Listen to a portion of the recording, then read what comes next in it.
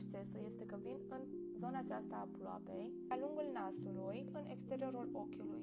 Am să vin și mai de aproape ca să pot să vă arăt mai bine. După cum puteți observa, încă se mai văd imperfecțiunile tenului, dar arată cursiv, arată frumos, arată natural. Și să setez totul cu această pudră de la Huda Beauty. Și acum trecem la blush cremos. Folosit pe cel de la Rode în nuanța Sleepy Girl. Cu același gen de pensulă, iau mai întâi așa produsul, iau excesul pe mână în această zonă. Mie îmi place să aplic blush-ul după ce aplic pudră pe față, deoarece redă din luminozitate. Ideea este să ne facem tenul să arate ca și cum acum am venit de la plajă, suntem proaspăt bronzați. Cum arătăm când suntem bronzați? Ei bine, mai pe exteriorul feței, adică în zona aceasta avem bronzerul, și fix aici, pe nas și pe pomeți, suntem cei mai roșii pentru că suntem arși de la soare. Eu îmi dau seama unde trebuie să-mi poziționez conturul, uitându-mă direct înainte, observând unde anume pe ten se formează niște umbre. Eu am în această zonă aici, la nivelul nasului, așa că iau conturul, care este o nuanță mult mai rece decât bronzerul, îmi aplic pe mână. Au o pensulă cum este aceasta, puțin aplatizată, dar destul de pufoasă, puțină cantitate din contur, aplica exact aici. Conturul aplică întotdeauna ca ultim pas, pentru a oferi exact efectul acela de lifting. Înainte să setez totul cu foarte puțină pudră, mă uit în oglindă să văd dacă vreau să mai retușez ceva sau să mai adaug dintr-un produs. Mi-arată tenul la final după ce l-am mai setat cu puțină pudră. Și acum ce pot să fac extra, pe care trebuie să-l pun prima dată pe mână, au burețelul umed.